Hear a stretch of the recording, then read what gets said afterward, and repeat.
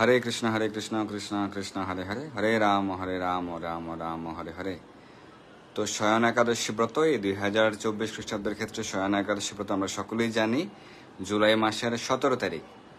আর চাতুর্মাস্য ব্রতের ক্ষেত্রে কবে শুরু হচ্ছে, চাতুর্মাস্য ব্রত কিভাবে পালন করতে হবে, কি কি বিধিনিষেধ রয়েছে, কি কি বর্জন, তারপর হচ্ছে চাতুর্মাস্য ব্রতের ক্ষেত্রে কি কি করতে হবে, কবে শুরু হচ্ছে, চান্দ্র শ্রাবণ মাস কত তারিখ থেকে কত তারিখ পর্যন্ত, ভাদ্র মাস কত তারিখ থেকে শুরু কত তারিখ শেষ, আশ্বিন মাস এবং কার্তিক মাস বা দামোদর মাস কত তারিখ শুরু কত তারিখ শেষ, সেই সময়সূচি আজকে আমরা প্রদান করছি। এবং এই ব্রতের মাহাত্ম্য, চাতুর্মাস্য ব্রতের মাহাত্ম্য কিভাবে পালন করবেন আমরা আজকে আলোচনা করছি। তো চাতুর্মাস্য ব্রত মানে কি? চাতুর্মাস্য হচ্ছে 4 মাস। চাতুর্মাস্য এই নামকরণ থেকে আমরা দেখতে পাচ্ছি 4টি মাসের সমন্বয়ে গঠিত। তো 4টি মাস কি কি? শ্রাবণ, ভাদ্র, আশ্বিন এবং কার্তিক, এই 4টি মাস সমন্বয় হচ্ছে গঠিত হয় এই চাতুর্মাস্য। তো এই ক্ষেত্রে কিছু বিধিনিষেধ রয়েছে, কিছু ব্রতের বিধিমালা শাস্ত্রে প্রণয়ন করা হয়েছে। আমাদের মানুষদের মঙ্গলের জন্য, কল্যাণের জন্য শাস্ত্রে কিছু বিধিমালা রয়েছে, সেই সম্পর্কে আমরা জানবো। তো প্রথমে হচ্ছে আমরা আলোচনা করি সংক্ষেপে শয়ন একাদশী ব্রত। তো শয়ন একাদশীর পালনের সময়সূচি কিন্তু আমরা প্রদান করেছি 17 জুলাই বুধবারে শয়ন একাদশী ব্রত। এটি হচ্ছে আষাঢ় মাসের শুক্লপক্ষের একাদশী ব্রত। শাস্ত্র সিদ্ধান্ত অনুযায়ী এটি হচ্ছে আষাঢ় মাসের শুক্লপক্ষের একাদশী ব্রত। এই সম্পর্কে ভবিষ্যৎ পুরাণ উল্লেখ রয়েছে এবং চান্দ্রপঞ্জিকা অনুযায়ী, বিশুদ্ধ চান্দ্রপঞ্জিকা অনুযায়ী কিন্তু আষাঢ় মাসের শুক্লপক্ষে হচ্ছে এই শয়ন একাদশী। তো এই শয়ন একাদশীতে ভগবান শ্রীবিষ্ণু তিনি শ্বেতদ্বীপে ক্ষীর সাগরে অনন্ত শয্যায় শায়িত হন বা শয়ন করেন। এবং এই যে তিনি 4 মাস শয়ন করেন ভগবান শ্রীবিষ্ণু, এই 4 মাসের মধ্যে 2 মাস পর ভগবান কিন্তু পার্শ্ব পরিবর্তন করেন পার্শ্ব একাদশীতে। তো শ্রাবণ, ভাদ্র, আষাঢ় মাসের শুক্লপক্ষের একাদশীতে ভগবান শয়ন করেন, আষাঢ়, শ্রাবণ, ভাদ্র মাসের শুক্লপক্ষের একাদশী পার্শ্ব একাদশীতে ভগবান পার্শ্ব পরিবর্তন করেন। তারপর হচ্ছে আশ্বিন, কার্তিক মাসের শুক্লপক্ষের একাদশী উত্থান একাদশীতে ভগবান জাগরিত হন। তো এই হচ্ছে এই চাতুর্মাস্য। তো এই ব্রত, চাতুর্মাস্য ব্রত কেউ পালন করেন হচ্ছে একাদশী থেকে শুরু করে একাদশী, অর্থাৎ এই শয়ন একাদশী থেকে উত্থান একাদশী পর্যন্ত, এই আষাঢ় মাসের শুক্লপক্ষের একাদশী থেকে কার্তিক মাসের শুক্লপক্ষের একাদশী পর্যন্ত কেউ এইভাবে এই সিস্টেমে ব্রত পালন করেন এই 4 মাস। আবার কেউ আষাঢ় মাসের শুক্লপক্ষে যে পূর্ণিমা রয়েছে, সামনে গুরু পূর্ণিমা রয়েছে, সেই গুরু পূর্ণিমা থেকে ব্রত শুরু করেন এবং রাস পূর্ণিমা, কার্তিক মাসের পূর্ণিমা, রাস পূর্ণিমা পর্যন্ত আবার কেউ ব্রত পালন করেন। আবার কেউ হচ্ছে স্বাভাবিক যে পঞ্জিকা আপনারা ভাবেন, বাংলা পঞ্জিকা বা বাংলার ক্যালেন্ডার যে বাংলা মাস হিসেব করা হয়, সৌর মাস হিসেব করা হয়, সেই অনুযায়ী অনেকে পালন করতে পারেন। সেটিও শাস্ত্রে রয়েছে, সৌর শ্রাবণ থেকে সৌর কার্তিক পর্যন্ত এইভাবে চাতুর্মাস্য ব্রত পালন করতে পারেন। তো আপনারা তো অবশ্যই এই শয়ন একাদশী ব্রত সকলে নিষ্ঠা সহকারে পালন করবেন। আমরা শয়ন একাদশী ব্রতের সারা বিশ্বের 149টি স্থানের পালনের সময়সূচি কিন্তু আমরা জানিয়ে দিয়েছি, প্রদান করেছি। তবুও যদি আপনারা কেউ স্পেসিফিক কোনো স্থানের পালনের সময় জানতে চান, আপনারা লিখে দিতে পারেন, আমরা আপনাদেরকে জানিয়ে দেবো। এছাড়া আমরা আমাদের আজকের আলোচনার যে মূল ফোকাসিং পয়েন্ট সেটি হচ্ছে চাতুর্মাস্য ব্রত কথা। তো কেন শাস্ত্রে বিধিমালা রয়েছে, যেমন চাতুর্মাস্য ব্রতের ক্ষেত্রে শ্রাবণ মাসে শাক বর্জন আপনারা অনেকেই শুনেছেন বা জানেন, ভাদ্র মাসে হচ্ছে দধি বর্জন, দধি গ্রহণ করা যায় না, তারপর হচ্ছে আশ্বিন মাসে দুধ খাওয়া যায় না, গ্রহণ করা যায় না, তারপরে কার্তিক মাসে আরো অনেক দ্রব্যাদি রয়েছে, যেমন শিম, বরবটি, বেগুন, মূলা, গাজর, মাসকলাই সহ নানা প্রকার দ্রব্য, বিশেষ করে আমিষ দ্রব্যগুলি বর্জন করতে বলা হয়েছে। এর কারণ কি? এর কারণ হচ্ছে আমরা নিজেরা যাতে সংযত থাকতে পারি কায় মনোবাক্যে। কারণ এই 4 মাসে প্রাকৃতিক কারণে এবং আরো বিভিন্ন কারণে আমাদের এই দ্রব্যগুলিতে যেগুলি বর্জন করতে বলা হচ্ছে, সেই দ্রব্যগুলিতে রজগুণ এবং তমগুণের প্রভাব বৃদ্ধি পায়, আধিক্য দেখা দেয়। সেই কারণে এই দ্রব্যগুলি বর্জনের সিদ্ধান্ত আমাদের মনে ঋষিগণ প্রদান করেছেন। সেটি হাজার হাজার লক্ষ কোটি বছর আগে এই সিদ্ধান্ত দেওয়া হয়েছে, যা হচ্ছে আমাদের মানব দেহের জন্য মঙ্গলকর হবে বলেই কিন্তু এই সিদ্ধান্ত প্রদান করা হয়েছে। তো এই শ্রাবণ মাসে হচ্ছে সকল প্রকার শাক বর্জন করা হয়, ভাদ্র মাসে হচ্ছে দধি, আশ্বিন মাসে দুধ এবং কার্তিক মাসে হচ্ছে বিভিন্ন দ্রব্যাদি। এখন প্রশ্ন হচ্ছে আমরা কবে থেকে ব্রত শুরু করব? তো চলুন, আপনারা যারা যুক্ত হচ্ছেন সকলে অসংখ্য ধন্যবাদ। কবে থেকে ব্রত শুরু হবে, চাতুর্মাস্য ব্রত কত তারিখ থেকে? তো আমরা বলেছিলাম যে কেউ চলে একাদশী থেকে শুরু করে কার্তিক মাসের একাদশী পর্যন্ত, উত্থান একাদশী ব্রত পর্যন্ত, এইভাবে 4 মাস ব্রত পালন করতে পারেন, এটিও শাস্ত্রে রয়েছে। আবার হচ্ছে যে বাংলা পঞ্জিকা, বাংলা ক্যালেন্ডার অনুযায়ী পালন করতে পারেন, অথবা পূর্ণিমা থেকে পূর্ণিমা বিধি, যেটি হচ্ছে বেশিরভাগ গৌড়ীয় ভক্তগণ পালন করেন। যেহেতু চতুর্চরণামৃতে উল্লেখ রয়েছে যে শ্রীমন মহাপ্রভুর ভক্তগণ, গৌড়ীয় ভক্তগণ যারা বঙ্গদেশ বা গৌড় দেশ থেকে যেতেন পুরী ধামে শ্রীমন মহাপ্রভুর সঙ্গে, তারা হচ্ছে এই চাতুর্মাস্য ব্রত পালন করতেন। তো তারা হচ্ছে পূর্ণিমা থেকে শুরু করে পূর্ণিমা ব্রত সমাপন করতেন।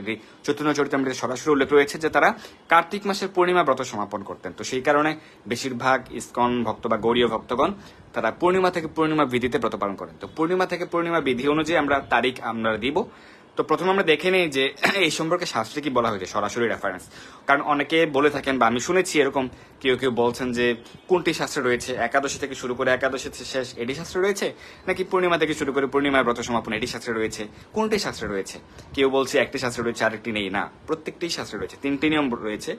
একটি হচ্ছে সৌরমাস হিসেবে, সৌর শ্রাবণ থেকে সৌর কার্তিক, আর 2টি হিসেবে হচ্ছে চান্দ্রমাস হিসেবে, একাদশী থেকে একাদশী অথবা হচ্ছে পূর্ণিমা থেকে পূর্ণিমা। তো একাদশীতে স্বাভাবিকভাবে মানুষ ব্রত পালন করেন, সেই কারণে দ্বাদশী কথাটি এখানে উল্লেখ রয়েছে। আমরা দেখবো যে বরাহ পুরাণে উল্লেখ রয়েছে এই সম্পর্কে। আষাঢ় শুক্ল দ্বাদশ্যাম পূর্ণমাস্যাম অথাপি বা পৌর্ণমাস মানে হচ্ছে পূর্ণিমা হিসেব করা হয়। সংস্কৃতে বলা হচ্ছে পৌর্ণমাস্যান্ত, অর্থাৎ পূর্ণিমা থেকে। চাতুর্মাসে ব্রত আরম্ভম, চাতুর্মাসে ব্রত আরম্ভ করতে হবে। 2টি সিদ্ধান্ত দেওয়া হয়েছে। আষাঢ় শুক্ল দ্বাদশ্যাম, অর্থাৎ আষাঢ় মাসের শুক্লপক্ষের দ্বাদশী বা একাদশী থেকে, যেহেতু একাদশীতে স্বাভাবিকভাবে মানুষ ব্রত পালন করে, কেউ নির্জল বা কেউ ফলমূল গ্রহণ করে, তাই এটি ব্রতের অন্তর্ভুক্তি হয়ে যায়। তার মানে একটা সিদ্ধান্ত হচ্ছে এই একাদশী থেকে, আরেকটি হচ্ছে পূর্ণিমা থেকে। পূর্ণমাস্যাম অথাপি বা অথবা পূর্ণমাসী মানে হচ্ছে পূর্ণিমা থেকে, আষাঢ়ের পূর্ণিমা থেকে। চাতুর্মাস্য ব্রত আরম্ভম কুরিয়াত কর্কট সংক্রামী, অথবা তৃতীয় সিদ্ধান্ত হচ্ছে কর্কট সংক্রামী, অর্থাৎ কর্কট সংক্রান্তি থেকে মানে সৌর শ্রাবণ থেকে, এইভাবেও ব্রত পালন করা যাবে। 3টি সিদ্ধান্ত আমরা পেয়ে গেলাম। অভাবে তো তুলারকে ওপি মন্ত্রেণ নিয়মম প্রতি কার্তিকে শুক্ল দ্বাদশাম বিধিবত্ত সমাপয়েম। এইভাবে হচ্ছে বরাহ পুরাণে সরাসরি সিদ্ধান্ত প্রদান করা হয়েছে। 3টির মধ্যে যে কোনো একটি সিস্টেমেই ব্রত পালন করা যাবে। কিন্তু বেশিরভাগ গৌরীয় ভক্তগণ বা বেশিরভাগ ভক্তগণ বা আন্তর্জাতিক কৃষ্ণ ভাবনামৃত সঙ্গে ইসকনের ভক্তগণ বেশিরভাগ ক্ষেত্রে পূর্ণিমা থেকে পূর্ণিমা ভিত্তিতে ব্রত পালন করেন, সারা বিশ্বের 80% ভক্তগণ। আর বাকি 20 ভাগের মধ্যে 18 থেকে 19 ভাগে হচ্ছে একাদশী থেকে একাদশী ভিত্তিতে ব্রত পালন করেন। প্রত্যেকটি করা যাবে, প্রত্যেকটি শাস্ত্রীয়, কোনো সমস্যা নেই। আপনি যে ব্রত পালন করছেন সেটিতে ভগবান প্রীত হবেন, সন্তুষ্ট হবেন। এখন প্রশ্ন হচ্ছে আমরা যে তারিখ প্রদান করব, যদি কেউ একাদশী থেকে শুরু করতে চান তাহলে হচ্ছে এই শয়ন একাদশী থেকে শুরু হবে, অর্থাৎ শয়ন একাদশী 17 তারিখ সেদিন থেকে শুরু হচ্ছে। আর যদি কেউ পূর্ণিমা থেকে শুরু করতে চান, আমরা পূর্ণিমা বিধি অনুযায়ী তারিখ প্রদান করছি। চান্দ্র শ্রাবণ মাস শুরু হচ্ছে পূর্ণিমা বিধি অনুযায়ী 21 জুলাই, সেদিন হচ্ছে আষাঢ় মাসের পূর্ণিমা তিথি, অর্থাৎ গুরু পূর্ণিমা। আপনারা আমাকে জানতে চেয়েছেন গুরু পূর্ণিমা কবে, সেটি হচ্ছে এই 21 জুলাই চান্দ্র মাস অনুযায়ী। এই শ্রাবণ মাস হচ্ছে 21 জুলাই থেকে শুরু হয়ে শেষ হবে আগস্ট মাসের 18 তারিখ। আবার মনে রাখুন 21 জুলাই থেকে 18 আগস্ট, 21 জুলাই থেকে 18 আগস্ট হচ্ছে এই চান্দ্র শ্রাবণ মাস। ভাদ্র মাস হচ্ছে 19 আগস্ট থেকে 17 সেপ্টেম্বর। আগস্ট মাসের 19 তারিখ থেকে সেপ্টেম্বরের 17 তারিখ পর্যন্ত হচ্ছে চান্দ্র ভাদ্র মাস। এই ভাদ্র মাস হচ্ছে দধি বর্জন। চান্দ্র শ্রাবণ মাসে হচ্ছে সকল প্রকার শাক বর্জন, আর চান্দ্র ভাদ্র মাসে হচ্ছে দধি বর্জন। আর আশ্বিন মাস হচ্ছে 18 সেপ্টেম্বর থেকে, এই 2024 খ্রিস্টাব্দের ক্ষেত্রে 18 সেপ্টেম্বর থেকে অক্টোবরের 16 তারিখ পর্যন্ত চান্দ্র আশ্বিন মাস। এই আশ্বিন মাসে দুধ বর্জন। কিন্তু আপনি কি কি গ্রহণ করতে পারবেন? দুধ গ্রহণ করতে পারবেন না, কিন্তু আপনি দধি গ্রহণ করতে পারবেন। আশ্বিন মাসের ক্ষেত্রে আপনি দধি গ্রহণ করতে পারবেন, ছানা বা পনির গ্রহণ করতে পারবেন, আপনি দুধের বিকা দ্রব্য হিসেবে আপনি ক্ষীর গ্রহণ করতে পারবেন, মিষ্টি গ্রহণ করতে পারবেন, এগুলি গ্রহণ করা যাবে। শুধুমাত্র দুধ বা অনেকে দুধের সঙ্গে চিরা মিশিয়ে গ্রহণ করেন, বা দুধ চিরা গ্রহণ করেন, বা দুধ মুড়ি গ্রহণ করেন, বা রুটির সাথে দুধ মিশিয়ে, তারপরে অনেকে দুধের সাথে হরলিক্স মিশিয়ে, এগুলি বর্জন। শুধুমাত্র আশ্বিন মাসের ক্ষেত্রে। আশ্বিন মাস হচ্ছে 2024 ক্ষেত্রে 18 সেপ্টেম্বর থেকে অক্টোবরের 16 তারিখ, 16 অক্টোবর পর্যন্ত। তো এই দুধ বর্জন হলেও আপনারা ছানা বা পনির গ্রহণ করতে পারবেন, দই বা দধি গ্রহণ করতে পারবেন, ক্ষীর গ্রহণ করতে পারবেন, দুধের পিঠা গ্রহণ করতে পারবেন। তারপর হচ্ছে আপনারা দুধ দিয়ে বিকাত দ্রব্য হিসেবে তৈরি করা হয়েছে, যেমন অনেকে খুব ঘন করে তারা পায়েস করেন, যে পায়েসে দুধের অস্তিত্বই তেমন একটা থাকে না, খুব ঘন করে, সেরকমটি করতে পারেন। ভাই অনেকে ক্ষীর দিয়ে পায়েস তৈরি করেন, সেটি করা যেতে পারে। এইভাবে আপনারা কেউ চাইলে ভগবানকে নিবেদন করে গ্রহণ করতে পারেন। আর লাস্ট মাস হচ্ছে কার্তিক মাস বা দামোদর মাস। অনেকে জানতে চাইছেন যে কার্তিক মাস কবে থেকে শুরু, এই বছরের ক্ষেত্রে দামোদর মাস কবে থেকে শুরু। মনে রাখবেন অক্টোবর মাসের 17 তারিখ থেকে শুরু, 17 অক্টোবর। 2024 ক্ষেত্রে 17 অক্টোবর থেকে দামোদর বা কার্তিক মাস শুরু, শেষ হবে 15 নভেম্বর। 15 নভেম্বর, 17 অক্টোবর থেকে 15 নভেম্বর হচ্ছে এই কার্তিক মাস বা দামোদর মাস চন্দ্র সিদ্ধান্ত অনুযায়ী। এবং এই কার্তিক মাসে বর্জন রয়েছে যেমন শিম, বরবটি, বেগুন, কলাই, মাসকলাই, তারপর হচ্ছে মূলা, গাজর প্রভৃতি দ্রব্য, এবং এছাড়াও সকল প্রকার আমিষ দ্রব্য, মাছ, মাংস, ডিম, পেঁয়াজ, রসুন, মসুর ডাল, ছত্রাক, এই প্রভৃতি সকল প্রকার আমিষ দ্রব্যই বর্জন করতে বলা হয়েছে। তো এইভাবে হচ্ছে চাতুর্মাসের যে টাইম টেবিল বা কত তারিখ থেকে শুরু হচ্ছে কত তারিখ শেষ, আমরা সেই সময়সূচি আমরা জেনে গেলাম। এখন ব্রতের মাহাত্ম্য, কিভাবে ব্রত পালন করবেন সেটা আমরা এখন শ্রবণ করব।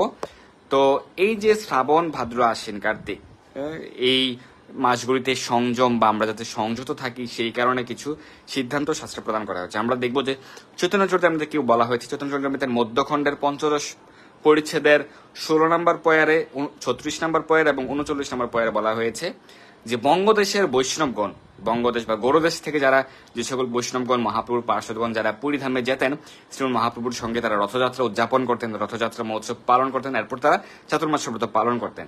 তো তারা চাতুর্মাস ব্রত পালন করে উত্থান একাদশীর পর, মানে উত্থান একাদশী হচ্ছে কার্তিক মাসের শুক্লপক্ষের একাদশী, সেই একাদশীর পরে রাস পূর্ণিমায় মানে কার্তিক মাসের পূর্ণিমায় তারা ব্রত সমাপন করে তারপর নিজ নিজ গৃহে তারা ফিরে আসতেন। তার মানে আমরা দেখে গেলাম যে চৈতন্য চরিতামৃত থেকে মহাপ্রভুর পার্শ্বদগণ গৌড়ীয় ভক্তগণ তারা পূর্ণিমা বিধি অনুযায়ী চাতুর্মাস ব্রত পালন করতেন। একজন প্রশ্ন করেছেন পম্পা ঘোষ মাতাজি, আমরা সংসারে রয়েছি, দীক্ষা নেওয়ার পরে কি আমরা কণ্ঠে মালা ধারণ করতে পারি? দেখুন, দীক্ষা বিষয়টির সাথে কণ্ঠী মালা ধারণের কোনো সম্পর্ক নেই। অনেকে মনে করেন যে দীক্ষার আগে ধারণ করা যাবে, দীক্ষার পর ধারণ করা যাবে, নট লাইক দ্যাট। কণ্ঠী মালা হচ্ছে যে সনাতন ধর্মাবলম্বী যার জন্ম হয়েছে, জন্মের পরেই তুলসীর কণ্ঠী মালা ধারণ করতে হয়। Simple solution. যার জন্ম হয়েছে জন্মের পরই তাকে তুলসীর কণ্ঠীমালা ধারণ করতে হয়। যার তুলসীর কণ্ঠীমালা রয়েছে বোঝা যায় যে ভগবান শ্রীকৃষ্ণের অধীনে রয়েছে, ভগবান শ্রীকৃষ্ণের ভক্ত।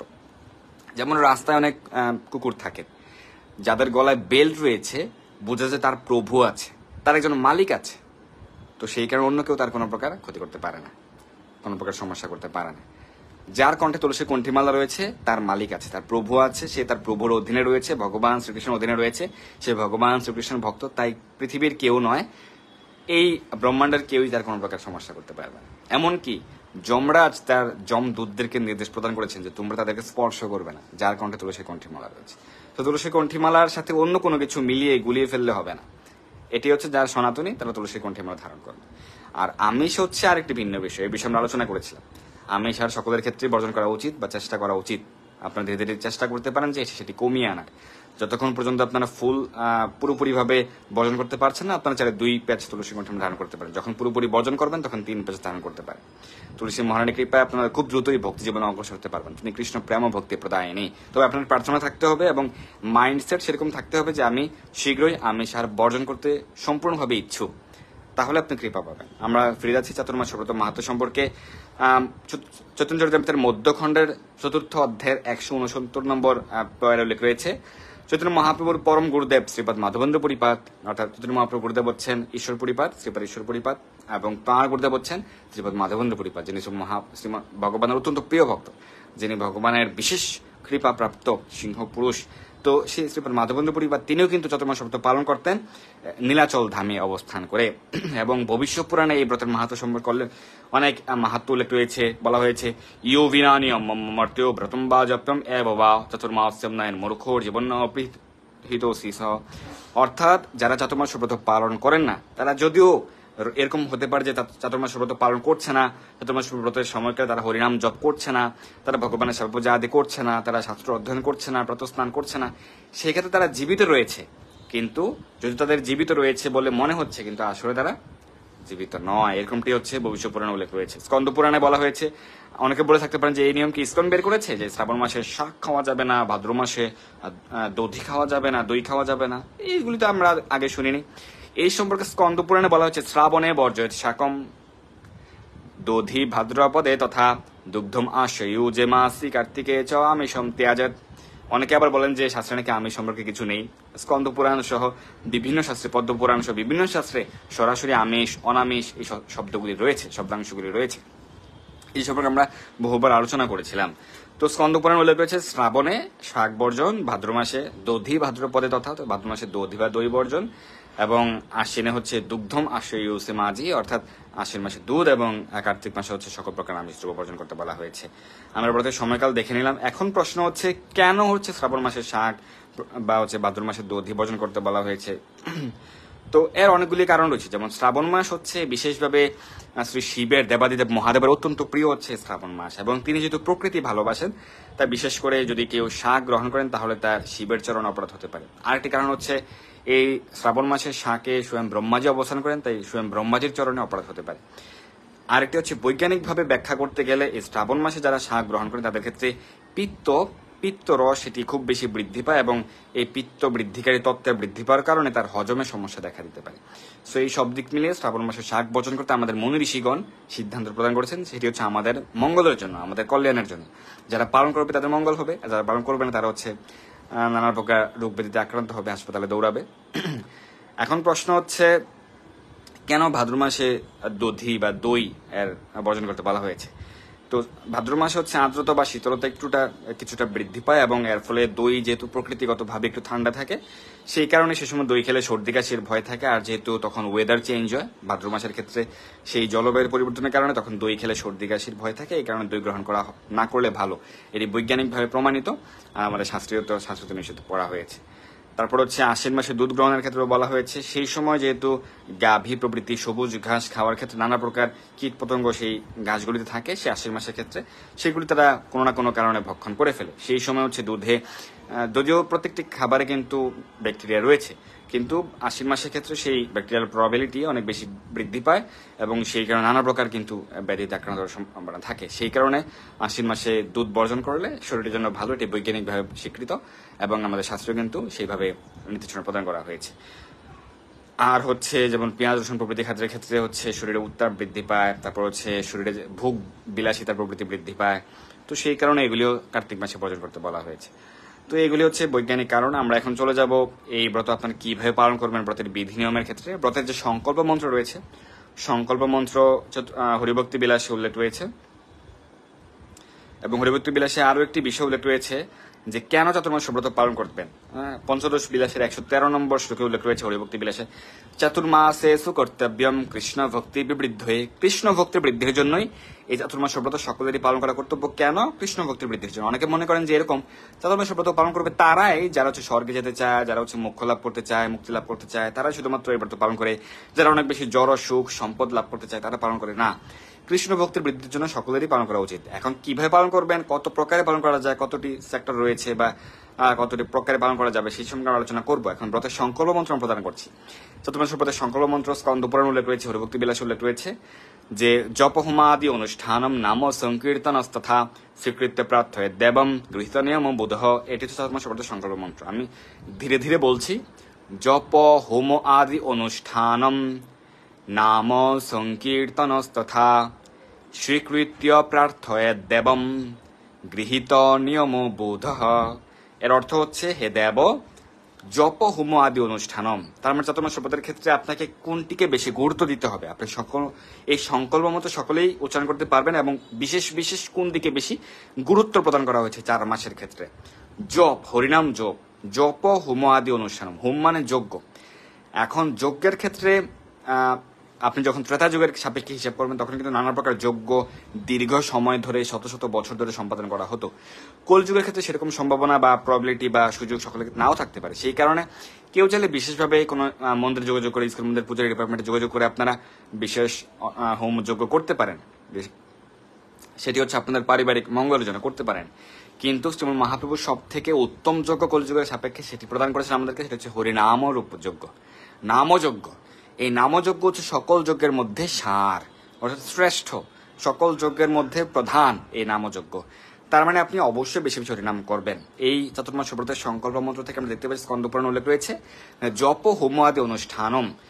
তো এখানে অবশ্যই হরিনাম জপ করতে হবে, সকলকে বেশি বেশি হরিনাম জপ করতে হবে। আর হোম আদি অনুষ্ঠানম, অনুষ্ঠান বলতে এখানে কৃষ্ণ সেবা আদি অনুষ্ঠান আপনারা করবেন, ভগবানের সেবা পূজা আদি করবেন। নাম সংকীর্তনস্তথা, আবার এখানে নাম সংকীর্তন করতে বলা হচ্ছে। হরিনাম জপ এবং হরিনাম কীর্তন, আপনার পরিবারের সকলে মিলে হরিনাম কীর্তন করবেন। তারপর হচ্ছে প্রভাতকালে আপনারা নগর সংকীর্তন করতে পারেন। আপনারা দেখবেন যে বিভিন্ন গ্রামে, বর্তমানে শহরে হয়ে থাকে আন্তর্জাতিক কৃষ্ণ ভাবনার সঙ্গে ইসকনের কল্যাণে।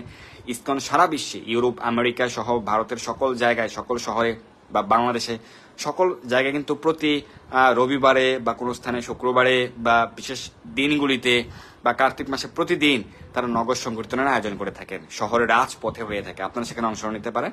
তো নাম সংকীর্তনস্তথা, অথবা মন্দিরে হয়ে থাকে, মন্দিরেও ইসকন মন্দিরে প্রতিদিন নাম সংকীর্তন হয়ে থাকে, সেখানে আপনারা অংশগ্রহণ নিতে পারেন। অথবা বাড়িতে আপনারা প্রত্যেকে মিলে, পরিবারের সকলে মিলে 10 মিনিট করুন, সকলে মিলে হরিনাম করুন 10 মিনিট হাততালি দিয়ে। যাদের পক্ষে রয়েছে করতাল মৃদঙ্গ সহযোগে হরিনাম সংকীর্তন করতে পারেন। তার মানে হরিনাম জপ, ভগবানের সেবা পূজা, হরিনাম কীর্তন। তারপর হচ্ছে প্রার্থনা, ভগবানের প্রার্থনা, এই যে নিয়মরত গ্রহণ করতে বলা হয়েছে। তার মানে ভগবানের সেবা পূজা, কৃষ্ণ প্রসাদ গ্রহণ, হরিনাম জপ, হরিনাম কীর্তন, শাস্ত্র অধ্যয়ন, তুলসীতে জল দান, তুলসী পরিক্রমা, তারপর হচ্ছে ভগবানের উদ্দেশ্যে আপনি দীপ দান করবেন। এর মাধ্যমে আপনি ভগবানের বিশেষ বিশেষ কৃপা পেতে পারবেন। পম্পা ঘোষ মাতাজি লিখেছেন, আমরা কি তুলসীর মালা জপ করতে পারি? তুলসীর মালা জপ করবেন, যে তুলসীর যে জপমালা আপনি তো পাবেন না, কোথায় পাবেন খুঁজে? আপনি যত মন্দিরে জপমালা খুঁজবেন, যদি কেউ আপনাকে তুলসীর জপমালা বলেও দিয়ে থাকে, সেটা আসলে তুলসীর জপমালা নয়। তুলসী কাষ্ঠের জপমালা সহজে পাওয়া যায় না, অর্ডার করে বানাতে হয়, সেক্ষেত্রে অনেক খরচা থাকে। 1,500 থেকে 2,000 পর্যন্ত খরচা, বা এর বেশি খরচা চলে আসতে পারে একটা জপমালা। আপনি কিনবেন 2,000 টাকা দিয়ে জপমালা? পাবেন না, বা কেউ কিনবেও না। স্বাভাবিক জপমালা জপ করবেন। জন্মের পর থেকে সকলে জপ করতে পারবে। জন্মের পর থেকে যার জন্ম হয়েছে সেই হরিনাম জপের তার অধিকার রয়েছে। এমন নয় যে দীক্ষা নিলে জপ করতে হবে, নট লাইক দ্যাট। জন্মের পর থেকে সকলে হরিনাম জপ করতে পারবে। আপনারা দেখবেন যে অনেক ভক্তরা মন্দিরে গেলে দেখবেন ইসকনের আনুগত্যে রয়েছে, ছোটবেলায় মাত্র 2 বছর 3 বছর বয়স তারা জপমালা হরিনাম জপ করছে, কিন্তু অনেকে বৃদ্ধ হয়ে গেছে, 60 বছর হয়ে গেছে, তারা হরিনাম জপে আগ্রহী নয়। তাহলে কে ভগবানের কৃপা পাবে? ইস্কন মন্দিরে যে জপমালাগুলি পাওয়া যায় সেগুলি হয় নিম কাঠের বা বেল কাঠের। কোনো সমস্যা নেই, আপনি হরিনাম জপ করুন। সেই মালাতে আপনি 16 মালা হরিনাম জপ করলে জপে পূর্ণ ফল প্রাপ্ত হবেন, কোনো চিন্তা নেই। যখন আপনি প্রসাদ ভুজি হবেন, প্রতিদিন 16 মালা হরিনাম জপ করবেন, আপনি ইস্কনের সদ্গুরুদেবের কাছে দীক্ষা গ্রহণ করবেন, তখন গুরুদেব আপনাকে ইস্কন থেকেই তুলসী কাষ্ঠের জপমালা প্রদান করা হয়। সেটি অরিজিনাল তুলসী কাষ্ঠের জপমালা শুধুমাত্র দীক্ষার সময় প্রদান করা হয়ে থাকে। কিন্তু ইউজুয়ালি আপনি কোনো জায়গায় কিনতে পাবেন না, বা কিনতে গেলে অর্ডার করে বানালেও সেটির মূল্য অনেক বৃদ্ধি, অনেক বেশি পড়ে, 2,000 টাকার মতো খরচ পড়ে। তো সেক্ষেত্রে আপনি পাবেন না। বা সাধারণ মন্দিরে যে জপমালাগুলি পাওয়া যায় সেগুলি হয়তো বা 40 টাকা, বা কোনো মন্দিরে 80 টাকা বা 100 টাকার মতো করে। তো সেই হিসেবে সেটি নিশ্চয়ই তুলসী গাছটা জপমালা নয়। এটি ম্যান্ডেটরি নয় যে আপনার প্রাথমিক পর্যায়ে আপনাকে তুলসী গাছটা জপমালায় জপ করতে হবে, নট লাইক দ্যাট। আপনি হরিনাম জপ করুন, নামাবাস হোক, এবং প্রতিদিন 16 মালা 32 মালা যত বেশি সম্ভব হরিনাম জপ করতে থাকুন। যত বেশি জপ করবেন হরিনাম জপ, ততই আপনি ভগবানের কৃপা প্রাপ্ত হবেন। পম্পা ঘোষ মাতাজি আপনার উত্তর পেয়ে গেলেন নিশ্চয়ই। তো আমরা এখন বিস্তারিতভাবে জানবো যে এই চাতুর্মাস ব্রতের ক্ষেত্রে আপনি কি কি করবেন। সকলে যেটি করবেন, সকলের ক্ষেত্রেই অবশ্যই হরিনাম জপ করবেন। দ্বিতীয় পয়েন্ট হচ্ছে প্রাতঃস্নান করতে পারেন, মঙ্গলারতি করতে পারেন। তৃতীয় পয়েন্ট হচ্ছে হরিনাম সংকীর্তন করবেন, কীর্তন করবেন। চতুর্থ পয়েন্ট হচ্ছে তুলসীতে জল দান করবেন, তুলসী পরিক্রমা করবেন, প্রতিদিন তুলসীতে জল দান করতে হবে। 4 নম্বর পয়েন্ট হচ্ছে ভগবানের চরণে সকালে প্রতিদিন পরিবারের সকলে মিলে ভগবানের চরণ তুলসী পত্র প্রদান করবেন, পুষ্প অর্পণ করবেন, পুষ্পাঞ্জলি। বিশেষ করে তুলসী পত্র প্রদান করলে ভগবান অত্যন্ত সন্তুষ্ট হন। 5 নম্বর পয়েন্ট হচ্ছে পরিবারের সকলেই শাস্ত্র অধ্যয়ন করবেন। শ্রীমদ ভগবত গীতা যথাযথ পাঠ করবেন তাৎপর্য সহকারে, শ্রীমদ ভাগবত পাঠ করবেন প্রথম স্কন্ধ থেকে তাৎপর্য সহকারে। এছাড়াও আরো অনেক শাস্ত্র রয়েছে, যেমন লীলাপুরুষম শ্রীকৃষ্ণ আপনারা পাঠ করতে পারেন, এই গ্রন্থটি পাঠ করতে পারেন শ্রমণ থেকে সংগ্রহ করে। এই ক্ষেত্রে আপনার ভগবান শ্রীকৃষ্ণের খুব সুন্দর লীলা মহিমা আপনারা শ্রবণ করতে পারবেন, পাঠ করতে পারবেন, আপনাদের নিজেদের জীবন ধন্য হবে। এইভাবে আপনারা শ্রবণ করুন, পাঠ করুন। যারা প্রতিনিয়ত শ্রীমদ ভগবত গীতা, শ্রীমদ ভাগবত পাঠ করছেন, পাশাপাশি চৈতন্য ভাগবত পাঠ করার মতো সুযোগ রয়েছে, সেক্ষেত্রে আপনারা সেটি করতে পারেন। অর্থাৎ শাস্ত্র অধ্যয়ন করতে হবে। এবং 6 নম্বর পয়েন্ট হচ্ছে খাদ্যাভ্যাসের ক্ষেত্রে।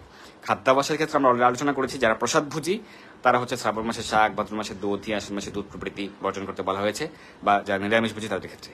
যারা প্রসাদ ভুজি বা নিরামিষ ভুজি নন, সেক্ষেত্রে আপনারা চেষ্টা করতে পারেন এই 4 মাস নিরামিষ গ্রহণ করার বা কৃষ্ণ প্রসাদ গ্রহণ করার। যতটুকু সম্ভব আপনার পরিবারের বাকিরা মানতে চাইছেন, আপনি নিজে করুন। একটু কষ্টকর হবে, কিন্তু ভগবানের কৃপা তো পাবেন, আপনার পরিবারের মঙ্গল হবে, কল্যাণ হবে। এই 4 মাসে প্রত্যেকটা একাদশী ব্রত অবশ্যই পালন করবেন, এবং চেষ্টা করতে পারেন পুরো 4 মাস একদম শ্রাবণ মাস থেকে কার্তিক মাস পর্যন্ত নিরামিষ বা কৃষ্ণ প্রসাদ গ্রহণ করেন। যাদের পক্ষে সেটিও সম্ভব নয়, পরিবার সাপোর্ট দিচ্ছে না, বা সংসারে আপনার সেরকম সুযোগ হচ্ছে না, অবশ্যই অবশ্যই অবশ্যই সকলে, পরিবারের সকলে কার্তিক মাসে, দামোদর মাসে অবশ্যই আমিষ দ্রব্য বর্জন করবেন, কৃষ্ণ প্রসাদ গ্রহণ করবেন। সেটা অবশ্যই করতে হবে, সেক্ষেত্রে কোনো ছাড় নেই। আর হরিনাম জপ, কীর্তন, শাস্ত্র অধ্যয়ন, ভগবানের সেবা পূজা, তুলসীতে জলদান প্রভৃতি কন্টিনিউ করবেন। এছাড়া আরতি করবেন, ভগবানকে ঘৃত প্রদীপ দিয়ে আরতি করতে পারেন। এর মাধ্যমে আপনার সকল পাপ রাশি থেকে আপনি মুক্ত হতে পারবেন, এবং ভগবানের বিশেষ কৃপা আপনি লাভ করতে পারবেন। তো এইভাবে আপনারা প্রত্যেকে চাতুর্মাস ব্রত পালন করতে পারেন। আর হচ্ছে আরো কঠিন ভাবে যারা চাতুর্মাস ব্রত পালন করতে চান, বা যাদের সেই সুযোগ রয়েছে, তারা এই 4 মাস যেরকম ভাবে আমরা দেখতে পাই যে কার্তিক মাসে, দামোদর মাসে অনেক ভক্তরা এই হবিষ্যন্ন গ্রহণ করে ব্রত পালন করেন। তো এই চাতুর্মাস্য ব্রতের ক্ষেত্রে সেই বিধি শাস্ত্র রয়েছে, শুধুমাত্র হবিষ্যন্ন গ্রহণ করে ব্রত পালন করা যায়। যারা কঠোরভাবে পালন করতে চান, হবিষ্যন্ন গ্রহণ করেন 4 মাস, কেউ বা প্রতিদিন এক বেলা হবিষ্যন্ন গ্রহণ করেন শুধু বিকেলে, সেটি বিকেল 3টায় বা 4 ঘটিকায়, কেউ প্রতিদিন 2 বেলা হবিষ্যন্ন গ্রহণ করেন সকালে এবং বিকেলে। সাধারণত সূর্যাস্তের পর কিছু গ্রহণ করা হয় না, কেউ চাইলে শুধুমাত্র জল গ্রহণ করতে পারেন বা কেউ চাইলে জল এবং দুধ গ্রহণ করতে পারে। তো এইভাবে হচ্ছে তারা চাতুর্মাস্য ব্রত পালন করেন 4 মাস ব্যাপী। অনেকের কাছে মনে হতে পারে 4 মাস হবিষ্যন্ন গ্রহণ করা মানে একবার সেদ্ধ, এক সেদ্ধ হবিষ্যন্ন, আতপ চাল, মুগ ডাল প্রভৃতি একবার সেদ্ধ করে কোনো প্রকার তেল মশলা ছাড়া সেদ্ধ করার পরে সেখানে সৈন্দব লবণ দেওয়া হয় এবং ঘি দেওয়া হয়, ভগবানকে নিবেদন করা হয়, এরপরে হচ্ছে সেটি গ্রহণ করা হয়। এর থেকেও কঠিন নিয়মে যারা করতেছে, এর থেকেও কঠিন নিয়ম শাস্ত্রে রয়েছে। 4 মাস শুধুমাত্র ফল গ্রহণ করে। আমরা গত বছর দেখেছিলাম আমাদের মন্দিরের একজন প্রভু, তিনি 4 মাস শুধুমাত্র ফল গ্রহণ করে চাতুর্মাস্য ব্রত পালন করেছেন। সেটি ব্রহ্মচারী বা সন্ন্যাসী তাদের পক্ষে সম্ভব, কিন্তু গৃহস্থ ভক্তদের ক্ষেত্রে হয়তো সম্ভব নাও হতে পারে, বা কর্মব্যস্ত চাকুরিজীবী ব্যবসায়ী তাদের ক্ষেত্রে সম্ভব নাও হতে পারে। আপনারা বাড়িতে স্বাভাবিক কৃষ্ণপ্রসাদ গ্রহণ করুন, তাহলেই ভগবান সন্তুষ্ট হবেন। বেশি বেশি হরিনাম জপ, শাস্ত্র অধ্যয়ন, ভগবানের সেবা পূজা করুন, তাহলে ভগবান সন্তুষ্ট হবেন। কিন্তু কিছু কিছু গৃহস্থ ভক্তগণ রয়েছেন যাদের পক্ষে সম্ভব বা অনেক একাগ্রতা সহকারে তারা হবিষ্যন্ন গ্রহণ করে এই চাতুর্মাস্য ব্রত পালন করেন। তার প্রতিদিন 2 বেলা হবিষ্যন্ন গ্রহণ করেন, তো সেই কারণে খুব একটা চাপ পড়ে না সকালে এবং বিকেলে হবিষ্যন্ন গ্রহণ করে। কারণ এখন বর্তমান সময়ে বেশিরভাগ মানুষই 2 বেলা ভাত গ্রহণ করেন, অন্ন গ্রহণ করেন। কারণ ডাক্তাররা নিষেধ করেন যে বেশি বেশি ভাত বা অন্ন খেলে শারীরিক নানা প্রকার প্রতিকূলতা দেখা দিতে পারে। অনেকে 2 বেলা রুটিও গ্রহণ করেন, 1 বেলা ভাত গ্রহণ করেন। তো সেই হিসেব মিলিয়ে প্রতিদিন 2 বেলা হবিষ্যন্ন গ্রহণ করা খুব একটা কঠিন নয়। তো সেই কারণে অনেক ভক্তরা প্রতিদিন 2 বেলা হবিষ্যন্ন গ্রহণ করে এই চাতুর্মাস্য ব্রত পালন করেন। সেক্ষেত্রে হবিষ্যন্নের পাশাপাশি আপনারা ফলমূল গ্রহণ করতে পারছেন এবং দুধ গ্রহণ করতে পারছেন শুধুমাত্র আশ্বিন মাস ব্যতীত। এবং এই শ্রাবণ ভাদ্র মাসে যেহেতু দধি বর্জন, তো সেই কারণে তখন দুধ গ্রহণ করা যায়। আবার আশ্বিন মাসে দুধ গ্রহণ করা যায় না, তখন ভক্তরা দধি গ্রহণ করেন। এইভাবে তারা হচ্ছে সেই যে পুষ্টির চাহিদা বা যতটুকু ক্যালোরি প্রয়োজন সেটিও হয়, এবং পাশাপাশি ব্রত পালন করা হচ্ছে। এইভাবে অনেকে ব্রত পালন করেন। আরো কিছু কঠোর বিধি রয়েছে যারা হবিষ্যন্ন গ্রহণ করে ব্রত পালন করেন বা শুধুমাত্র ফল গ্রহণ করে ব্রত পালন করেন। তারা হচ্ছে চুল, দাড়ি প্রভৃতি তারা কর্তন করে না, নখ, ক্ষৌরকর্ম যেটিকে বলা হয়েছে সেটি তারা করেন না 4 মাস ব্যাপী। কিন্তু অনেকে খুব বাধ্যকতা হলে, অনেকে চাকরি করেন সরকারি চাকরিজীবী বা বেসরকারিতে, বা তাদের ক্ষেত্রে বাধ্যগতভাবে কিন্তু ক্ষৌরকর্ম করতে হয়, পুরোপুরি ক্লিন রাখতে হয়। সেটি হচ্ছে ভিন্ন বিষয়। আপনার জীবিকার তাগিদে বাধ্যগতভাবে বা চাকরির ক্ষেত্রে করতে হতে পারে, সেক্ষেত্রে আপনাকে সেটি করুন। ভগবান তো ভাবগ্রাহী জনার্দন, ভগবান অন্তর্যামী, তিনি সবকিছু জানেন, তিনি আপনার পরিস্থিতি, আপনার পারিপার্শ্বিক অবস্থা সবকিছু জানেন। সেক্ষেত্রে ভগবান নিশ্চয়ই আপনাকে ক্ষমা করবেন। আর হচ্ছে অনেকে ভূমিতে শয়ন করেন, সেটি সকলের পক্ষে সম্ভব নাও হতে পারে। যাদের পক্ষে সম্ভব ভূমিতে শয়ন করেন, বিশেষ করে ব্রহ্মচারী বা মন্দিরবাসী ভক্তগণ, মঠবাসী ভক্তগণ। আর হচ্ছে পত্রে ভোজন করা, যেমন পাতায়, যেমন পদ্ম পাতা বা পলাশ পাতা বা কলা পাতায় ভোজন করা, এটি অনেকের পক্ষে সম্ভব। এটি কঠিন কিছু নয়, কিন্তু বিশেষ করে যাদের আশেপাশে অনেক গাছপালা রয়েছে, বিশেষ করে ধরুন কলা গাছ রয়েছে বা হচ্ছে পদ্ম ফুলের সেই সুযোগ রয়েছে পদ্ম পাতা সংগ্রহ করার, সেক্ষেত্রে তারা সংগ্রহ করতে পারেন। অনেক মন্দিরে প্রোভাইড করা হয়, ইসকন মন্দিরগুলিতে যারা মন্দিরের আনুগত্য চাতুর্মাস্য ব্রত পালন করেন, মন্দিরে গিয়ে চাতুর্মাস্য ব্রতের ক্ষেত্রে হবিষ্যন্ন গ্রহণ করেন, হবিষ্যন্ন প্রসাদ, তাদের ক্ষেত্রে এই পদ্ম পাতা বা পলাশ পাতা বা কলা পাতার ব্যবস্থা করা হয়। সেটি উত্তম, এবং এটি কিন্তু বৈজ্ঞানিকভাবেও প্রমাণিত, স্বীকৃত, আয়ুর্বেদিকভাবেও এটিও খুবই উত্তম। আপনি বিশেষ করে স্টিলের যে থালা বাসন, সেটি থেকে অনেক অনেক গুণ ভালো, শরীরের জন্য, স্বাস্থ্যের জন্য অনেক ভালো এই পত্রে বা পাতায় ভোজন করা। সেই কারণে আমাদের মুনি ঋষিগণ এই সিদ্ধান্ত প্রদান করেছেন যাতে যারা পত্রে ভোজন করেন বা পাতায় ভোজন করেন সেটি খুব ভালো। তো এটি অনেকে করতে পারেন। হরে কৃষ্ণ কৃষ্ণ কৃষ্ণ হরে হরে, হরে রাম রাম রাম হরে হরে। আমরা অনেকগুলি সিদ্ধান্ত আলোচনা করেছি কিভাবে আপনারা চাতুর্মাস্য ব্রত পালন করবেন। আরো কিছু সিদ্ধান্ত রয়েছে, যেমন যারা হবিষ্যন্ন বা ফল গ্রহণ করে 4 মাস ব্রত পালন করেন তারা কিন্তু শরীরে তৈলমর্দন করেন না। তারপরে হচ্ছে অনেকে কৃষ্ণ কথা ব্যতীত অন্য কোনো প্রকল্প করেন না, বা অনেকের সঙ্গে যে বিষয় রাজনীতি বা অন্য কোনো বিষয়ে আড্ডা দেয়া বা প্রকল্প করা, এই বিষয়গুলি তারা বর্জন করেন, সেগুলি তারা করেন না। মৌনব্রত পালন করেন। মৌনব্রত মানে কি চুপ করে থাকা? মৌনব্রত মানে চুপ করে থাকা সেরকমটি নয়। মৌনব্রত মানে হচ্ছে আজে বাজে কথা না বলা, শুধুমাত্র কৃষ্ণ কথা বলা।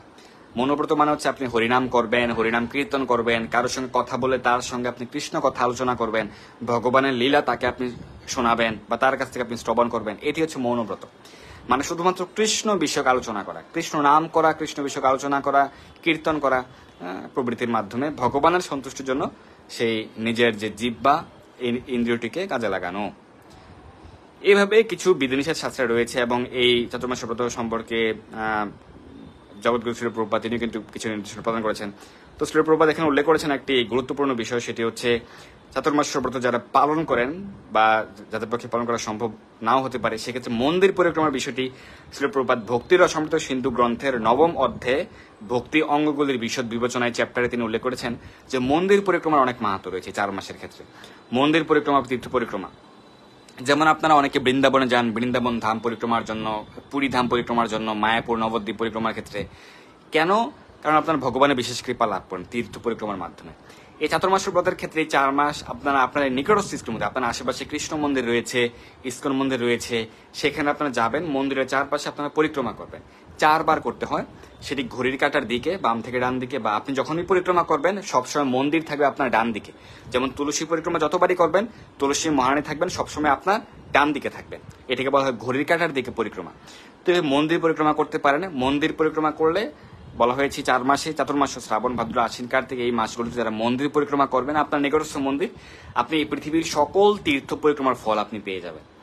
এই ব্রহ্মাণ্ডে 3.5 কোটি তীর্থ রয়েছে, তো সেই সকল তীর্থ পরিক্রমার ফল আপনি পেয়ে যাবেন, ভগবানের বিশেষ কৃপা লাভ করতে পারবেন। রোহিত রয় প্রভু লিখেছেন যারা আমরা সংসারে আমিষ গ্রহণ করি তাদেরকে গোপালের সেবা পূজা করতে পারবেন। সেক্ষেত্রে বিগ্রহ সেবা পূজা না করলে ভালো। বিগ্রহ সেবার ক্ষেত্রে কিছু বিধি নিষেধ শাস্ত্র রয়েছে, কিছু বিধিমালা রয়েছে।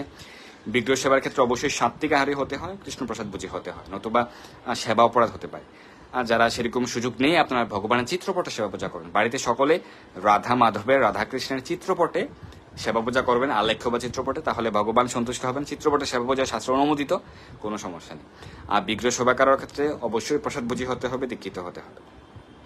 তো চাতুর্মাস্য ব্রত পালন বিষয়ে বা একাদশী ব্রত পালনের বিষয়ে যদি আপনার কোনো প্রশ্ন বা জিজ্ঞাসা থাকে, খুব দ্রুত লিখে দিতে পারেন। আমরা আপনাদের সঙ্গে আমরা রয়েছি, এবং আমরা কিন্তু আজকে চাতুর্মাস্য ব্রতের মাহাত্ম্য সম্পর্কে আলোচনা করেছি।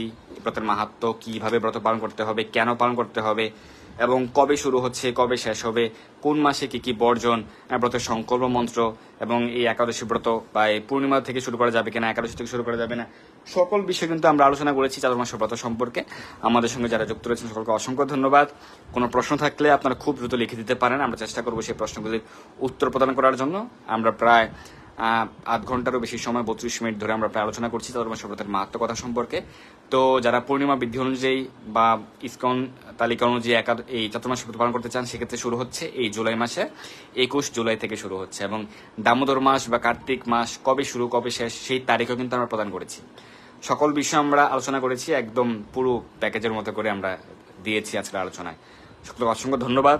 স্বপন শর্মা প্রভু হরে কৃষ্ণ, রুম্পা দত্ত মাতাজি হরে কৃষ্ণ, দীপা দেবনাথ মাতাজি হরে কৃষ্ণ, চন্দ্রানী মাতাজি হরে কৃষ্ণ, রাজলক্ষ্মী ঘোষ মাতাজি হরে কৃষ্ণ, পাপিয়া দেবনাথ মাতাজি হরে কৃষ্ণ, শিপ্রা সরকার মাতাজি হরে কৃষ্ণ, সুদীপ প্রভু হরে কৃষ্ণ, রাজন সাহা প্রভু হরে কৃষ্ণ, তাপস সরকার প্রভু হরে কৃষ্ণ, রেবতী মাতাজি হরে কৃষ্ণ, সেজু চৌধুরী প্রভু হরে কৃষ্ণ, বনিতা রানী মাতাজি হরে কৃষ্ণ, শেফালি আদাক মাতাজি রাধে রাধে, সুমিতা রায় মাতাজি হরে কৃষ্ণ, রিমু ঘোষ মাতাজি হরে কৃষ্ণ, প্রীতি বিশ্বাস মাতাজি হরে কৃষ্ণ, শুক্লা দাস মাতাজি হরে কৃষ্ণ, সুমিত তালুকদার, সঞ্জীব বিশ্বাস প্রভু, পূজা মল্লিক দেবনাথ মাতাজি, জনি চৌধুরী প্রভু, চামিল দত্ত মাতাজি হরে কৃষ্ণ, পিন্টু সিধু প্রভু, জ্যোতি মাতাজি, নির্মল রায় প্রভু, বিজয়কান্তি বণিক প্রভু, পপি বিশ্বাস সরকার মাতাজি হরে কৃষ্ণ, সুদীপ্ত সিংহ প্রভু, লিউ তন্ময় প্রভু,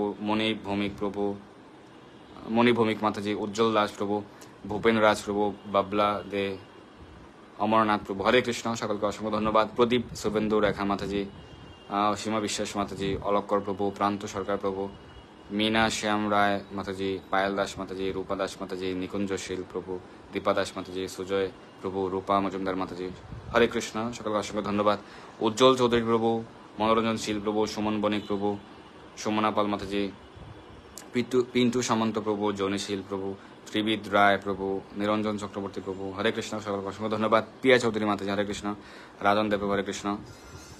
একজন প্রশ্ন করেছেন সুস্মিতা দে সরকার মাতাজি হরে কৃষ্ণ, গোবিন্দ মন্ডল প্রভু হরে কৃষ্ণ, রেবতী বিজলি মাতাজি হরে কৃষ্ণ, শাওন ভৌমিক প্রভু রাধে রাধে।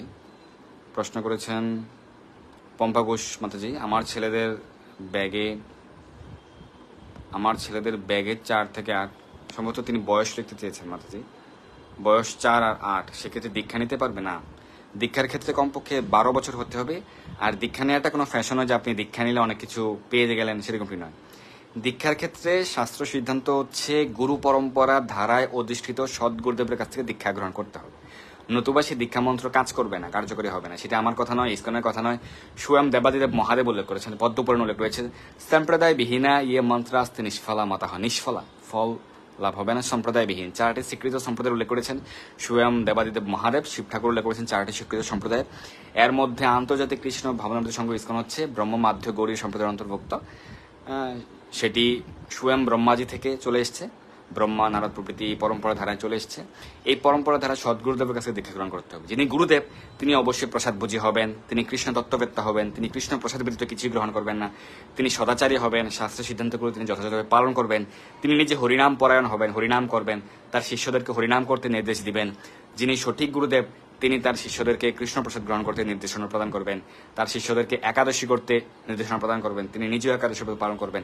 তাহলে আপনারা সেই সদ্গুরুদেবের কাছ থেকে দীক্ষা গ্রহণ করবেন। এরকম না যে আপনি যারা তার কাছ থেকে দীক্ষা গ্রহণ করবেন আর ট্যাগলাইন লাগিয়ে দেবেন যে আমি দীক্ষা নিয়ে ফেলেছি, আমি দীক্ষিত, তাহলে কোনো কাজে আসবে না।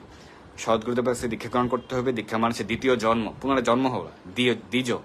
তার মানে এর মাধ্যমে আপনার ভক্তি জীবন শুরু হচ্ছে। তো সেই কারণে এর পূর্বে আপনাকে অভ্যাস করতে হবে, যেমন কৃষ্ণ প্রসাদ গ্রহণ করা, প্রসাদ বুঝি হওয়া, প্রতিদিন জপ করা, হরিনাম জপ করা। দীক্ষার পূর্বে প্রতিদিন জপমালা 16 মালা হরিনাম জপ করতে হবে। তাহলে সদ্গুরুদেব সঠিক গুরুদেব দীক্ষা দান করেন। বেবিবাল মাতা হরে কৃষ্ণ, ক্যাকা চৌধুরী মাতা রাধে রাধে, রূপা শাহ মাতা হরে কৃষ্ণ, জয়দেব প্রভু হরে কৃষ্ণ, বিশ্বজিৎ মল্লিক প্রভু হরে কৃষ্ণ, সোমাদেব মাতা হরে কৃষ্ণ, দীপা ঘোষ মাতা হরে কৃষ্ণ, আলপনা রানী মাতা হরে কৃষ্ণ, দানিয়া বিশ্বাস মাতা হরে কৃষ্ণ, মিঠুন শর্মা প্রভু হরে কৃষ্ণ, তরুণ মন্ডল প্রভু হরে কৃষ্ণ, শ্রীরাম দাস প্রভু হরে কৃষ্ণ। বেবিবাল মাতাজি লিখেছেন প্রভু আশীর্বাদ করবেন আমাকে, আপনার জয় হোক কৃষ্ণ মতিরস্তু। হৃদয় প্রভু হরে কৃষ্ণ, নির্মল কান্তিশীল প্রভু হরে কৃষ্ণ, শাওনভূমি প্রভু রাধে রাধে।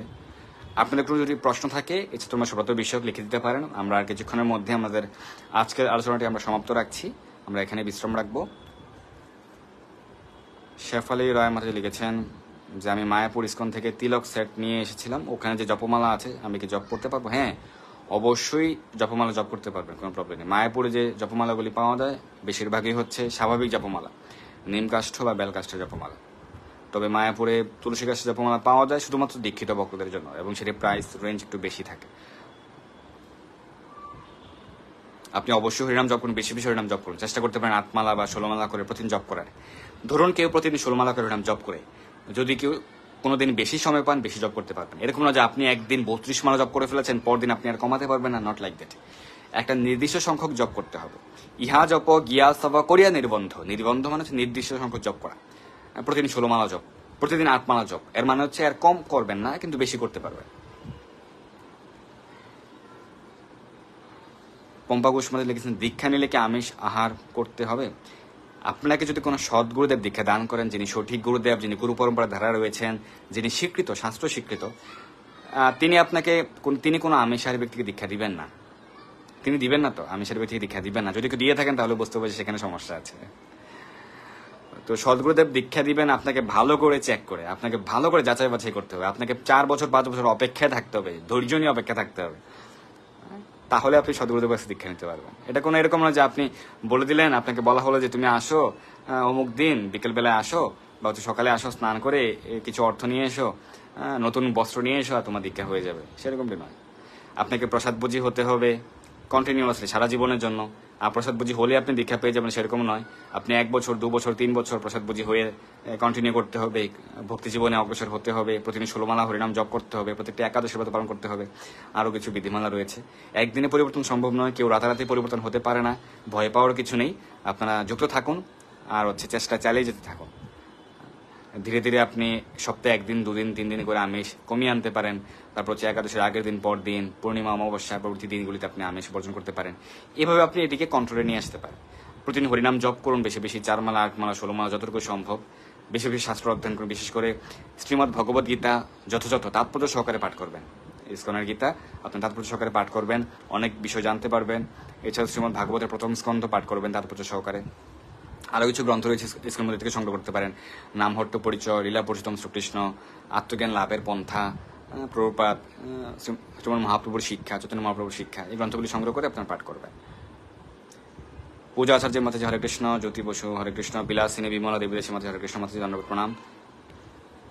লাভলি বিশ্বাস মাতাজি হরে কৃষ্ণ, কৃষ্ণ হালদার মাতাজি হরে কৃষ্ণ, স্বপন শর্মা প্রভু হরে কৃষ্ণ।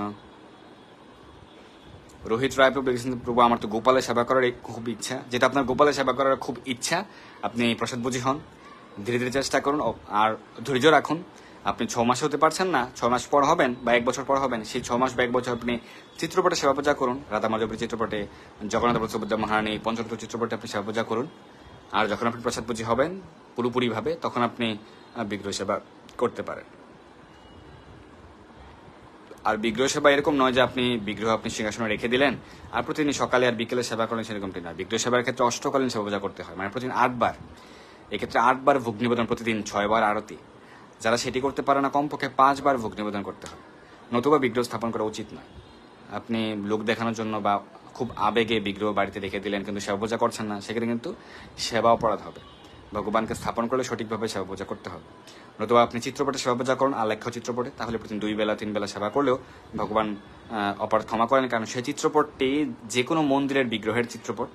তো সেই মন্দিরে কিন্তু ভগবান নিত্য সেবিত হচ্ছেন, সেই কারণে আপনি সেই মন্দিরের অধীনে আপনি নিজে বাড়িতে সেবার প্রচেষ্টা চালিয়ে যাচ্ছেন, সেই কারণে ভগবান খুব একটা অপরাধ নেবেন না। পূর্ণা পালন মাতাজি লিখেছেন যে আমি দীক্ষা নেইনি, বাট একাদশী করি। হ্যাঁ, অবশ্যই করতে হবে। একাদশীর সাথে দীক্ষার কোনো সম্পর্ক নেই। যার জন্ম হয়েছে, জন্মের পর থেকে প্রত্যেকটা একাদশী ব্রত পালন করতে হবে, এটির সাথে দীক্ষার কোনো সম্পর্ক নেই। আপনি প্রতিটা একাদশী ব্রত পালন করছেন, আপনার জয় হোক। শেফালি রায় মাতাজি লিখেছেন আমি একাদশী ব্রত করি, কিন্তু আমার বাড়িতে অন্য ঠাকুর আছে, আমি কি একাদশী দিন অন্য ঠাকুরের প্রসাদ খেতে পারবো? আপনি প্রথমে ভগবানকে ভোগ নিবেদন করবেন, সেই ভগবানের প্রসাদ আপনি বিভিন্ন দেবদেবী, সেটি শিব ঠাকুর হতে পারে, দুর্গা মা হতে পারে, অন্য দেবদেবীর উদ্দেশ্যে নিবেদন করবেন কৃষ্ণ প্রসাদ, কারণ তারা কৃষ্ণ প্রসাদ ব্যতীত অন্য কিছু গ্রহণ করেন না। আপনি অফার করবেন, তারা তো গ্রহণ করবেন না, তারা সেটিকে আশীর্বাদ করে দেবেন, কিন্তু সেটি গ্রহণ করবেন না।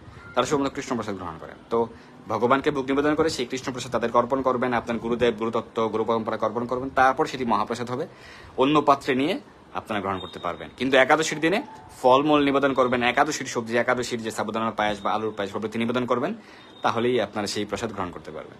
কিন্তু অন্ন ব্যঞ্জন প্রভৃতি নয়। যেমন হচ্ছে অন্ন, ছাতু, চিরা, মুড়ি, খই, আটা, ময়দা, সুজি, তারপর সেমা চাল, বাজরা, কাউন, হরলিক্স প্রভৃতি গ্রহণ করা যাবে।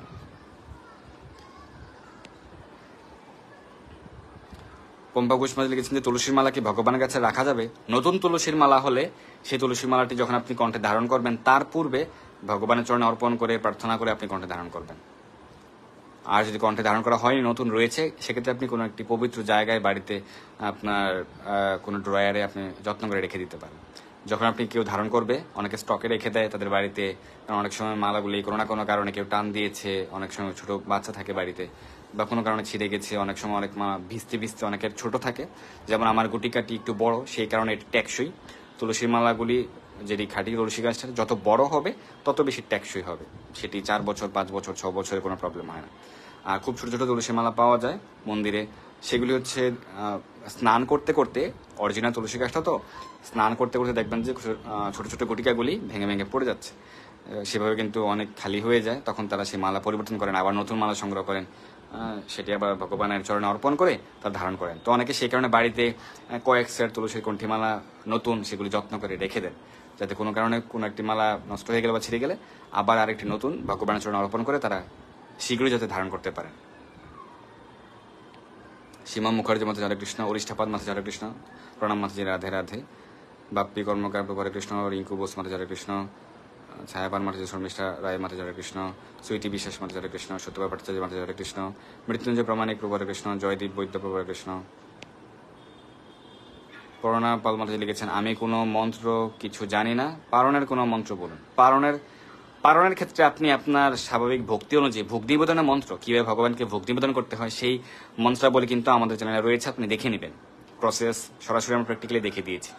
তো মন্ত্র না জানলে একদম সহজ মন্ত্র যদি আপনি পেতে চান, ইসকন মন্দির থেকে নামহট্ট পরিচয় ছোট্ট একটি গ্রন্থ রয়েছে, সেটি কালেক্ট করবেন। সেটিতে ভোগ নিবেদনের সব থেকে সহজ বিধি মন্ত্র রয়েছে, অল্প কিছু বিধি, এভাবে আপনি ভোগ নিবেদন করবেন। পারণ মানে হচ্ছে আমাদের জন্য। তো পারণের সময়ের পূর্বে আপনি ভগবানকে ভোগ নিবেদন করে রেখে দিবেন, সেটি অন্ন হতে পারে, রুটি হতে পারে, চিরা হতে পারে, ছাতু হতে পারে, রেখে দিবেন পারণের সময়ের পূর্বে। অনেকে বলে থাকেন যে আমি ভগবানকে পারণ দিয়েছি, এটি ভুল কথা। ভগবানকে আপনি কেন পারণ দিবেন? ভগবানকে ব্রতও করতে হয় না, ভগবানকে পারণও করতে হয় না। ব্রত হচ্ছে আমাদের জন্য, পারণ আমাদের জন্য। সো পারণের এই সময়ের মধ্যে আমরা পারণ করব কিভাবে? আমরা সেই সময়ের মধ্যে অন্ন প্রসাদ, রুটি প্রসাদ বা ছাতু প্রসাদ বা চিরা প্রসাদ গ্রহণ করে পারণ করব। সো আপনি পারণের মন্ত্র রয়েছে আলাদা, যেমন পারণের সঠিক মন্ত্র হচ্ছে অজ্ঞান তিমিরান্ধস্য ব্রতনানন কেশব প্রসিদ্ধ সুমুখনাথ জ্ঞান দৃষ্টিপ্রদ ভব। এটি হচ্ছে পারণের সঠিক মন্ত্র। অনেকে আরেকটি ভুল মন্ত্র প্রদান করে যে একাদশাম নিরাহারহ, এটি কোনো পারণের মন্ত্র নয়, আমি কোনো শাস্ত্রে এটি পাইনি। হরিভক্তি বিলাসে যেটি উল্লেখ রয়েছে, পারণের সঠিক মন্ত্র হচ্ছে অজ্ঞান তিমিরান্ধস্য প্রতিনারায়ণ কেশব প্রসিদ্ধ সুমুখনাথ জ্ঞান দৃষ্টি প্রদুভব। পারণের মন্ত্র উচ্চারণ করে মহাপ্রসাদ মন্ত্র উচ্চারণ করে পালন করতে পারেন। পারণ মন্ত্র না জানলে যদি আপনি শুধু মহাপ্রসাদ মন্ত্র জানেন, যেটি আমরা সকল ভক্তরা উচ্চারণ করি, মহাপ্রসাদে গোবিন্দে নাম রমণী বৈষ্ণবে, এই মন্ত্রটি উচ্চারণ করে আপনি পালন করতে পারেন। কোনো মন্ত্র না জানলে, কোনো মন্ত্র জানেন না, ভগবানের কাছে প্রার্থনা করবেন, হে ভগবান, আমি আপনার ব্রত পালন করেছি, এখন এই মহাপ্রসাদ গ্রহণ করছি, আপনি আমাকে কৃপা করুন। ভগবান তো সবকিছু জানেন, সকল ভাষা তিনি জানেন। আপনি বাংলায় বলছেন, ভগবান সেটি শুনতে পারেন, তিনি বুঝতে পারেন, তিনি সবকিছু জানেন, আপনার মনের ভাব সবকিছু ভগবান জানেন। আপনি প্রার্থনা করবেন। পম্পা ঘোষ মানে জপমালা কোথায় রাখবেন? ভগবানের কাছে রাখবেন। জপমালা আপনি আপনার বাড়িতে কোনো উঁচু টেবিলের উপরে রাখতে পারেন, যে কোনো স্থানে আপনি রাখতে পারেন। এমন নয় যে আপনাকে জপমালাটি সিংহাসনের মধ্যে রাখতে হবে, সেরকম নয়। আপনার বাড়িতে শোকেস রয়েছে বা কোনো উঁচু টেবিল রয়েছে যেখানে আপনি সুন্দরভাবে জপমালাটি রাখতে পারেন। এরকম নয় যে জপমালা হচ্ছে মাটিতে রাখা উচিত নয়, যেমন মেঝেতে যাতে স্পর্শ না হয়, মেঝেতে যেন না পড়ে থাকে, বা কোনো অপবিত্র স্থানে যেন রাখা না হয়। যেমন অনেকে কোনো টেবিলে হচ্ছে আমিষ গ্রহণ করে, সেই টেবিলে রাখা উচিত। ছায়াপাল মানে এক্ষেত্রে আপনি স্বাভাবিকভাবে মুখ কুলকুচি করবেন, তাহলেই হবে একাদশীতে। রোহিত রায় প্রভু লিখেছেন, একাদশী করি কি অন্ন স্পর্শ করা যায়? অন্ন স্পর্শ করতে পারবেন। সেই অন্ন যদি ভগবানকে নিবেদিত হয়, মহাপ্রসাদ হয়, তাহলে সেই অন্ন প্রসাদ আপনি প্রণাম করবেন, প্রণাম করে সযত্নে রেখে দিবেন। একাদশীর পর দিন সেটি গ্রহণ করতে হবে। কিন্তু একাদশীতে অন্ন গ্রহণ করা যাবে না, খাওয়া যাবে না, বা অন্যকে খাওয়ানো যাবে না। অনুরাধা সুচরিতা দেবী দাসী মাতাজি, অনুরাধা সুচিত্রা দেবী দাসী মাতাজি হরে কৃষ্ণ। শ্যামল বিশ্বাস হরে কৃষ্ণ। সঞ্চিতা গোস্বামী হরে কৃষ্ণ। অভিজিৎ চক্রবর্তী দেব হরে কৃষ্ণ। হ্যাঁ, পূজাদাস লক্ষ্মীমাতা লিখেছেন যে ঘুমানোর যেই কক্ষে তিনি শয়ন করেন, সেই শয়ন কক্ষে কি ভগবানের ছবি বা গুরুদেবের ছবি, প্রভুপাদের ছবি রাখতে পারবেন কিনা? হ্যাঁ, অবশ্যই রাখতে পারবেন, কোনো সমস্যা নেই। সেক্ষেত্রে যদি আপনার পূর্বমুখী হয়ে শয়ন করেন, তাহলে পূর্ব দিকে রাখবেন, তাহলে আপনার মস্তকের কাছে থাকবে।